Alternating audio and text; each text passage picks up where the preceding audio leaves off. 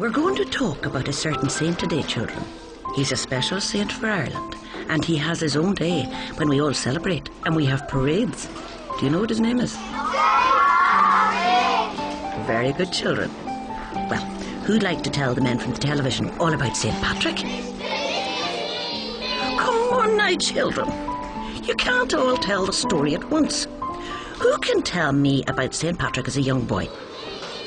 Mary, let's hear it from you. And so they were going to this place called France this day, and they saw this little boy playing near the sea, and so they said, oh, that fella would be a good walker, we'll grab a hold of him. And so they grabbed the hold of him and they put him on the ship, and they sold him to this man named Michael, and this man named Michael took him. And he said, I don't know what he gave him, but then he said, go up to that mountain and mind all them lambs and sheep and cows and all for me. And so poor Patrick went up and he minded them. And every night and every day and every morning he said over 100 prayers to God. And when he'd be afraid in bed at night, he'd pray to God that he wouldn't be afraid. And all them prayers turned him into a saint.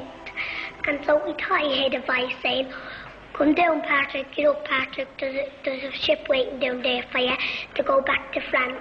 And so he went down and he said to the man on the ship, the captain, he said, will you let me on? And the captain said, where's your money?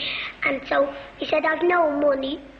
And so he said, well, then you're not getting on. And the Lord said, you're not getting away with this. Do you mean it's on poor Patrick? And so the Lord let a big storm off, and the boat was rocking and rolling and all. And then the sailor came up and said, that's all over, not letting that little boy on. And so he said, go back and quick before we drown, and tell him that I changed my mind, I let him on. And so we went up after him, and he said he changed his mind, he ought to come back. And so poor Patrick went back on the boat, and he went home. And so his mother didn't know who it was, and so he told him his name, and they were delighted. And so he then, because they thought he was lost, because there was no guards, there was no papers or anything, no speakers to tell you, and because if you were lost over here, there was rewards to tell you or something. And so they made his best meal for him, and so he was at the meal and he said, I'd love to be a priest, will you send me away to a college? And so they said, yeah, we'll let you go away. And so he went away to the college, even though you're smart, it takes you 7 years to be a priest. And so he went away to the college, and this night he was a priest, and then he was picked for a bishop. And so he wasn't going to sleep this night, and he thought he heard a little kid saying, come back, Patrick, and tell us about God.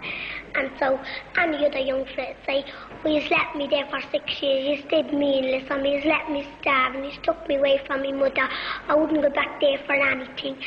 And so poor Patrick didn't say that, and he said, I won't keep it in for them, I'll go back to them and I'll save their souls. And this day he asked the Pope, could he go? And the Pope said yes, and he could bring a few friends with him. And so he brought his best friends with him. And when he got there, they didn't know where to start. So he said, I'll start at my old boss, Michael. And so we went to his boss, Michael, and he said, Michael asked him his name, and he said, my name is Patrick. And so Michael was delighted to see him coming back again. That was very good, Mary. We'll leave it there for now. I think the men from the television might want to get a cup of tea. Off you go, children. You can go out for your break now. 15 minutes only now, and then I want you all back in here. They're really enjoying this, you know. They'll be queuing up again next time you're here.